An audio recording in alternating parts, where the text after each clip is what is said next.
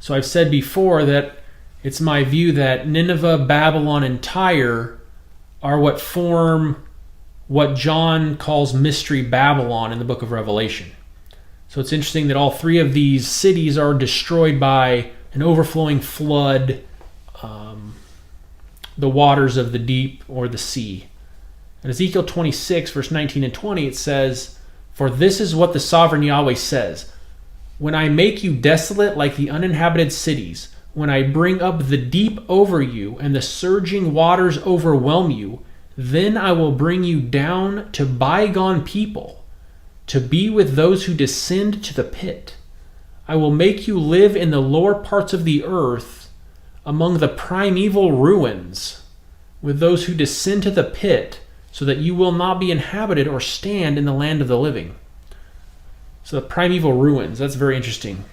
And what's interesting about this text, where Jesus is talking in the Bible, quoted as being saying things in the New Testament of the Bible, I have side by side the verses from the Bible and the verses from both the Atlantean. Guess what? They're the same. But which came first, the chicken or the egg? One is 2,000 years old and the other one is 36,000 years old. And this one truth about Atlantis will blow your mind. And it's right there in the Bible. Check it out. So I've done previous videos on a world before Adam and Eve. The Lord even shows Jeremiah that there was a world before Adam and Eve. He said he beheld the earth and it was without form and void and there was no light. Genesis says the earth was without form and void and darkness was upon the face of the deep. And God moved upon the face of the waters. And before the earth was without form, God destroyed the cities that was on it and said he will not make a full end. Then you get the 6 days of creation. 2 Peter tells us that the new earth was formed out of water and that by these waters, the world of that time was destroyed. So yes, there was a civilization before Adam and Eve. They were intelligent angels with technology made because of their knowledge of heaven. And just like Lucifer, they let their ego get the best of them and God destroyed them. So yes, the Atlanteans were real. Hence the Bermuda Triangle. Watch these Christian movies on Tubi. Subscribe and follow for more. What if I were to tell you that Atlantis is actually biblical? Just not in the way that you think. And before y'all go screaming blasphemy, let me explain. You guys may know me from my other channel that just got banned at 190K because y'all know we speak too much truth. But on that channel, we have been delving into the book of Enoch, cross-checking it with the Bible and learning heavenly history so that we can further understand the current events that are happening now, such as the giant sightings, the strange things in the ocean, and current events such as Congress literally saying that aliens come from the ocean. But they're late to the party because we already knew that, right? Anyway, I digress. The book of Enoch goes into great detail about the Nephilim and the fallen angels. If you're not familiar, basically a third of the angels rebelled against God and came down and procreated with mortal women, which created a ravenous species of giants that consumed all of humans' resources. And when they were done with that, they started to move on to humans, Attack on Titan style. When the humans weren't enough, they started to eat each other. The whole time, the fallen angels are mixing DNA, making humanoid creatures, aka the Egyptian gods, but that's a whole other video, and painting themselves as gods to humanity. Y'all have to understand that the civilization they built here on Earth greatly surpassed knowledge that we could ever understand, therefore creating the city of Atlantis. And I only say that it's Atlantis because of something called the mud flood theory. The mud flood theory is basically a term that came from archaeologists, and they started to discover artifacts and buildings that they could not explain, as well as doors and secret rooms built under the ground level of many important buildings that we know of today, such as things like ancient cathedrals. They came to the conclusion that an advanced civilization is basically underwater at this point and existed thousands of years ago. But us Christians, we know that the flood that they're talking about is the flood that God sent to fix the mess that was Earth at that time. So yes, Atlantis is biblical, but again, just not the way you think. As always, make sure you like and follow and comment down below if you want a part 2. Disney's Atlantis film is considered one of the most underrated movies in their entire collection, and I personally find that the real-life Atlantis mythology is some of the least understood in the world. So today, I want to talk about the movie, its history, and the crazy real-life mythology that inspired it. So try to stick around till the end on this one, because you'll probably find yourself learning that there's a lot more truth to this tale than you previously thought, or at least more evidence if you were already a big believer. The Disney Atlantis film followed the story of Milo in the year 1918 as he leads an expedition underwater to try and find the lost city of Atlantis, the supposed ancient civilization in the Atlantic Ocean that sank beneath the floodwaters according to Greek myth. The real-life story of Atlantis was something easily forgotten in pop culture in my opinion, and until this film, a lot of kids like myself had never even heard of Atlantis. Its main character Milo wasn't the rugged captain of the team either, but instead, Milo was the young geeky guy who had an interest in what everyone else called just a myth, but who, because of his deep knowledge on the subject, had to lead the expedition in order to prove it was true. He was the perfect character for geeky children to proxy into, inspiring a lot of kids like myself to just dig even deeper into the book collections on ghosts, aliens, and Atlantis to try and find something that one day you could prove was true. It convinced you that you could round up a diverse team of friends with really niche interests and skills, and together you could prove something magical to the world. I'd honestly say it's a large part of why I'm working on this channel today, where I mostly talk about cartoons and their crazy real-life mythological inspirations. The movie didn't just have Milo and a cool gang of experts discovering the ruins of the city either, but instead, when they arrive, they find the remnants of the dying Atlantean civilization with people that managed to survive in an underground cavern. With the help of the Atlantean princess Kita, Milo learns that the Atlanteans survived underwater with the help of a large crystal containing the spirits of their ancestors. When threatened, this crystal took Kita's mother as a sort of sacrifice or vessel to act through, and created a protective dome around Atlantis to stop the Great Flood from wiping out all of its people. Since then, the crystal has provided power for their lights and something of an atmosphere, but by the dim-looking sky, you can tell that its power is fading, and that the people are coming close to the end of their resources. Milo's team is revealed to be trying to sell the crystal for profit, and after it merges with Kita, Milo and the gang work together to save her and restore the power of Atlantis. It was a fun and adventurous film that critics have very little to say against, with a few complaints I do hear generally being about the accuracy of the film to the legend. So let's talk about that and unravel the real-life conspiracy surrounding this supposed myth. The story of Atlantis wasn't something found in the oral tradition of Greek mythology, which would later be written in the 8th century BC by writers like Hesiod and Homer. Instead, the story of Atlantis was written by the Greek philosopher Plato closer to the 4th century before Christ, with Plato claiming that it was a mythological or historical tale that Greece had lost entirely and that had been passed down to Plato from Egypt. The Disney film references Plato several times, including its opening quote that states Atlantis sank in a single day and night, an idea that comes directly from Plato's account. According to Plato, Atlantis was a nation ruled over by semi-divine kings, descendants of the god Poseidon. And for a time, Atlantis was said to thrive as a powerful and prosperous society under these rulers. Eventually, however, the Atlantean kings began to intermix with humans, and as their divine nature diminished, they became more sinful and corrupt.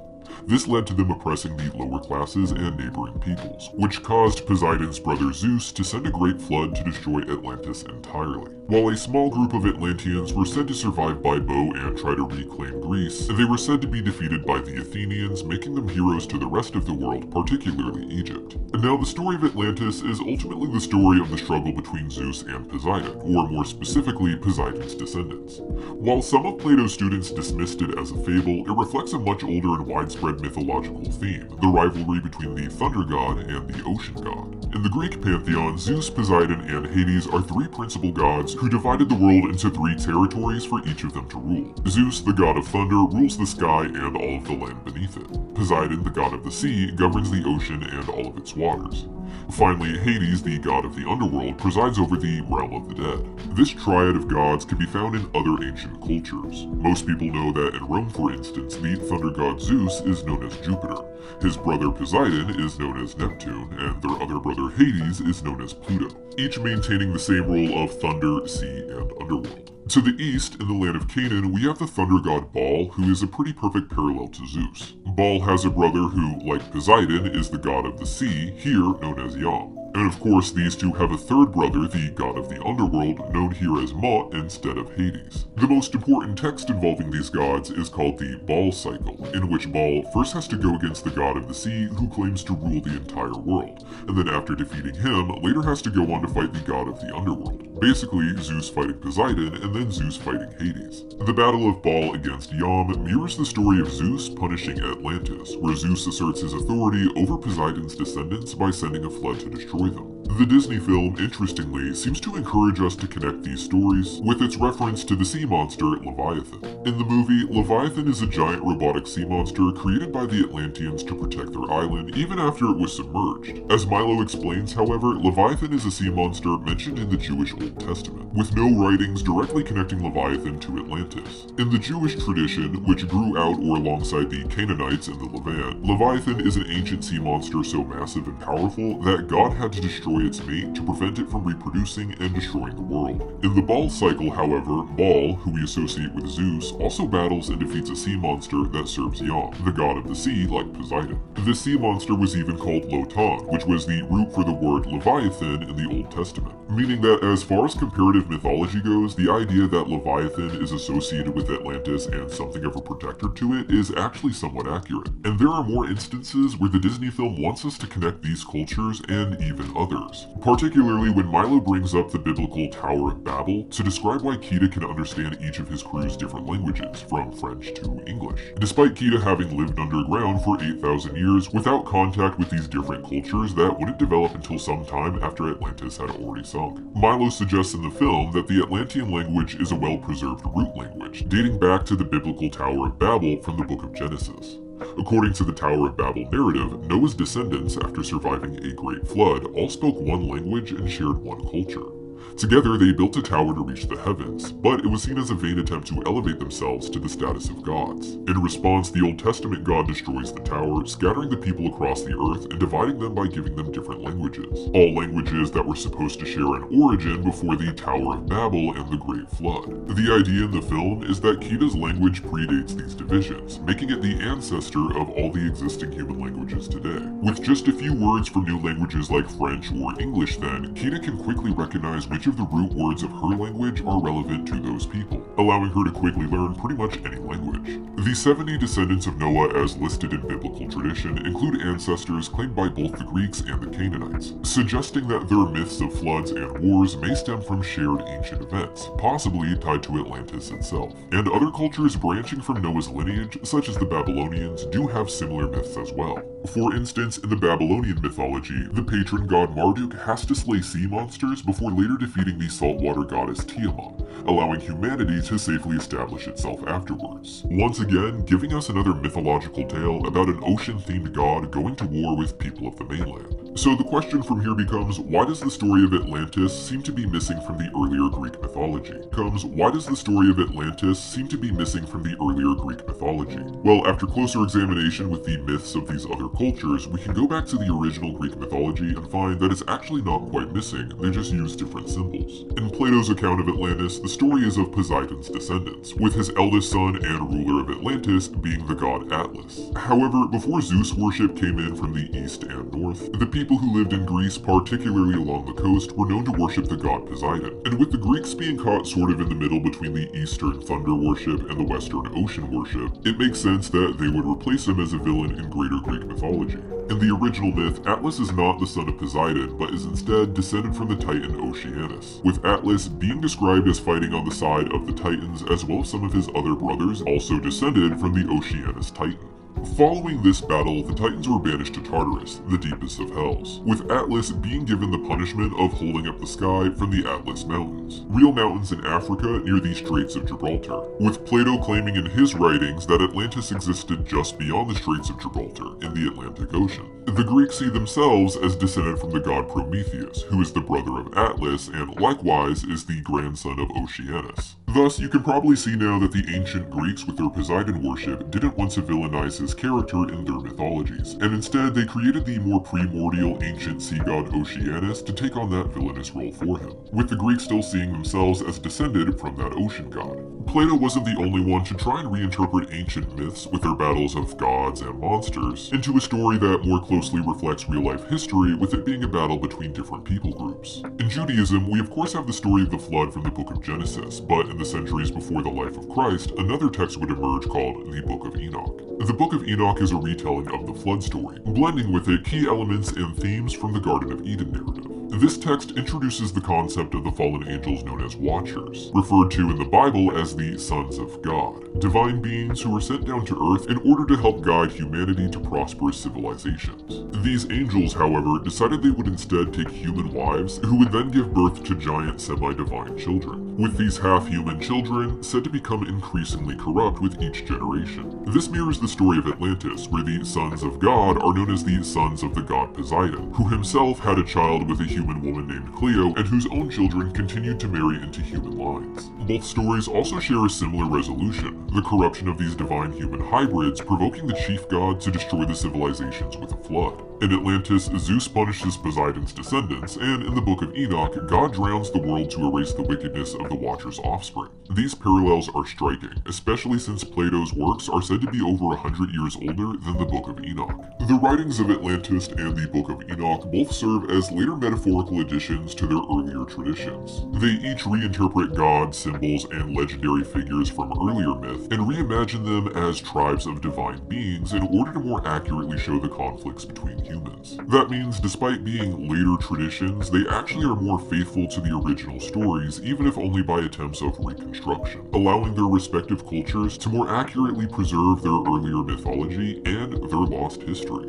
Now, for those who want to believe in Atlantis at this point, the question becomes, where is the physical evidence? There are many books written over the decades compiling different scientific evidence for the existence of Atlantis, with my favorite being Atlantis, Mother of Empires by Robert Stacy Judd. Robert Stacy Judd was known for leading expeditions into the Mesoamericas in order to examine the different architecture found there, such as with the Mayan pyramids. He believed that these and other cultures, such as those in Europe, had evidence of being from the same root culture, perhaps Atlantis, and a lot of his book actually focuses on trying to prove that with science more so than with mythology. When looking at a map of the oceans, for instance, you can see that the seafloor has different elevation at different points, with Atlantis enthusiasts wanting to believe that the shallow seafloor in the Atlantic is evidence that it was once above the ocean itself. He also examines cooled lava samples that were found in the region. The formation of this cooled lava is supposed to indicate that it actually cooled above the surface of the ocean instead of beneath it, providing the possibility that the landmass itself was once above the ocean. He also claims that certain coral masses found in the Atlantic Ocean seem to have originally grown when there was more sunlight available, hinting at the idea that these areas as well were closer to the surface. Since Judd's time publishing in 1939, genetic studies have emerged that some interpret as evidence of a shared origin between Europeans and populations in the Americas, possibly linked to the Atlanteans. This comes from the DNA marker haplogroup X, which is found in ancient Native American populations as well as parts of Europe, but not something found as much in Asia, where the Native Americans are said to have originally migrated from. Some studies even indicate that major migrations of this DNA marker would have happened 28,000 years ago and 10,000 years ago, aligning with the theories of the timeline of Atlantis, particularly its final sinking. The theory is essentially that when Atlantis sank, different boats would go in different directions, some to the Americas and some to Europe. This makes sense when you consider that in Greek mythology, the descendants of the Oceanic Titan were said to have different territories in Europe, starting with Atlas in the Atlas Mountains, and continuing all the way to Greece with Prometheus. It could also reflect Mesoamerican myths, where they too are visited by a divine being known as Quetzalcoatl, who was said to use his blood and the bones of humans to recreate the human species after a great flood destroyed the old world, with other similar examples existing throughout the different cultures in the Americas.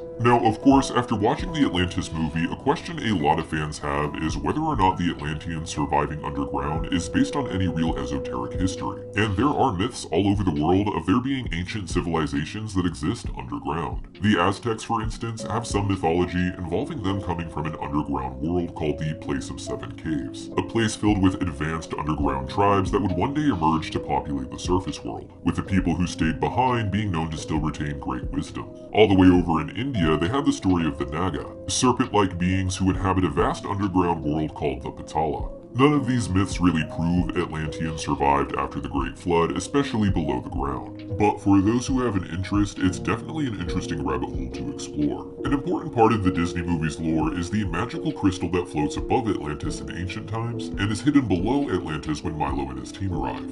This crystal is explained to be the souls and memories of the Atlantean people, combined together to create a powerful energy source that can also perform great miracles. In order to perform these miracles, however, it requires a human vessel that is righteous in nature and royal in blood. In the past, Kita's father, the Atlantean king, tried to use the power of the crystal as a weapon, but this led to a flood so great it was going to destroy Atlantis entirely and topple the rest of the world's civilizations. To prevent this, Kita's mother was chosen as a vessel by the crystal to create an underwater dome that protected Atlantis for the next 8,000 years. But after so much time, the crystal's powers were dying. After being attached to the crystal for too long, Kita's mother became unsavable, which is a common fate for those who are chosen by the crystal as a vessel. Kita, on the other hand, was rescued in time by the end of the film and freed from the crystal's power. The crystal acts as something of a hive mind, and because of this, it requires something more human to direct its energy into a specific goal.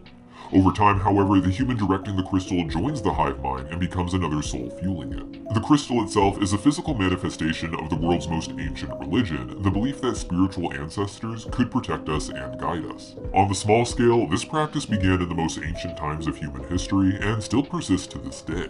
It involves simply praying to family members who have passed away, whether they were known to you in life or lived long before you were born. As tribes grew, merged, and assimilated, these family spirits were often merged into one chief god, whose story represented the broader history of the people who worshipped him, with individual families still maintaining the reverence and worship of their own patriarchs as family spirits within this bigger system. This practice led to the formation of the first major societies in history, such as Egypt.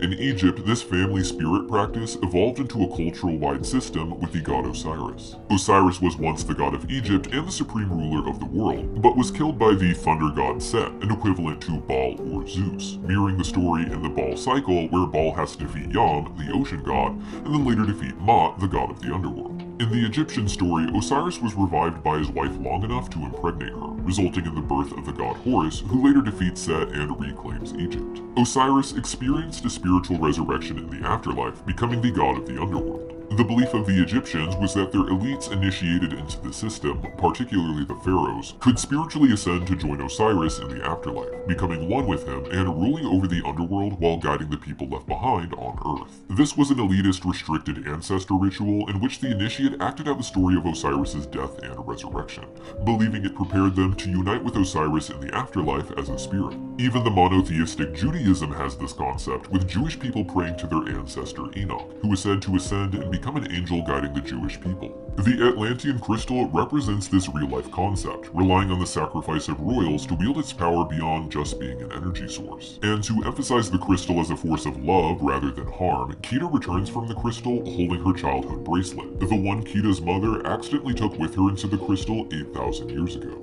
Finally, the last thing I want to address is something I often call the Saturn secret, but whose title doesn't quite fit here today. I'm of course referring to the scenes where the Atlantean crystal begins to power up and it begins to spin so fast that it resembles the planet Saturn. Even before the spinning intensifies, the crystal still lightly mirrors this imagery with the floating mask of the previous Atlantean kings that encircle it. This circle with the dot, sometimes seen as a circle with two lines, has an interesting yet hard to entirely grasp esoteric history. But for films like Disney's Atlantis, it has become a sort of secret initiation code meant to show other people who have made it that far down the rabbit hole that the writers have been there too. This circle with a dot is a symbol that dates back to ancient Egypt, where it was said to represent none other than the sun itself, often the most powerful god in different pantheons. After discovering that the real-life planet Saturn had rings about it just a few centuries ago, however, esoteric conspiracy theorists are believed to have constructed the theory that deep in the past, Saturn was much closer to the Earth, and in fact was centered above our polar north, which some esoteric conspiracy theorists want to say was Atlantis at that time. This rather wild belief seemed to stem from the fact that in so many ancient cultures, when the sun isn't the primary god of worship, it is Saturn himself, with Saturn in the Roman, or Kronos in the Greek, being seen as ruling over the Golden Age deep in the past, the same Golden Age we associate with the rule of the Titans, with Kronos or Saturn being their leader. In the supposed Saturn theory, the planet of Saturn itself was supposed to have somehow detached itself from its closeness to the Earth, becoming the most distant visible planet from us, along the way causing significant disasters like the Great Flood that knocked over the civilizations of the world and buried Atlantis beneath the ocean. I call this the supposed Saturn theory because I can't find an overt claim from any secret society saying this is what they actually believe, even if it's something they hint at. While some esoteric writers like Madame Blavatsky and Manly P. Hall do allude to this in their different works, it was later writers like Talbot from the 1980s who dissected the works and some secret society symbolism to try and give a more cohesive picture of what they are implied to believe. And people do have other theories for this Saturn-looking shape in ancient mythology. A lot of these myths depict God as being at the top of a mountain at the center of the world. And we see that visually at the end of the Atlantis film when the crystal is returned to the top of the pyramid at the center of the city. Something I wouldn't have noticed without the help of my editor Haro. This O and A symbolism can also be seen in quite a few of the posters for the movie, and the title itself also seems to allude to this. In the logo presented at the beginning of the film, we see the name Atlantis with the A stylized to look something like a mountain. But in the original Atlantean language made for the film that this title transitions from, it is just a spiraling circle with a dot at the center, visually representing not just that idea of Saturn, but the crystal with the spinning masks around it. The Saturn theory is generally the most difficult thing for me to explain in esoterica, and it's something I've only ever discussed on this channel one time in my breakdown for the indie web series Murder Drones. As crazy and unrelated as it may seem, this Saturn symbol has become a connecting image between the many esoteric movies and shows, from children's cartoons like The Owl House on Disney, to Brad Pitt produced streaming series like The OA and The Outer Range. As tangential as it may seem to the Disney Atlantis film, it's become something of a secret symbol for people who have gone this far down in the rabbit hole to be able to recognize each other in media. Not telling you that this is what they believe, or even if they believe some version of it, but instead leaving it behind just as a sign to let others who get that deep in the rabbit hole know that they aren't the first ones to get there and that they aren't alone. And at the end of the day, that is what the spirit of the Atlantis movie is. It's about the nerds who dig a little deeper into these ancient stories than everyone else, who seems to dismiss them as just a myth. And for those who believe they were more than just stories, they are often happy to find that there is much more to the narratives than people know about. Details that take them from just a myth to a possible historical reality. I hate to say that any piece of media is a love letter, but the film truly is a love letter to those who do their research, containing connections that even people pretty far down in the rabbit hole may not necessarily notice and can still be surprised by. For those who made it this far, let me know by putting 3 exclamation points in your comments down below, and I'll be sure to thank you personally. Not as many people tend to watch my pet project videos like these that aren't based on some recent release like our Hell of a Boss videos or our Digital Circus videos, but if you've made it this far, you're exactly the kind of person these videos are made for. Let me know what other esoteric deep dives you think I should tackle next in the comments down below, and if I ain't gon' lie, my life shifted. Got me thinking like, what if I die tonight? I feel the mission. I'ma slang that pipe for bro.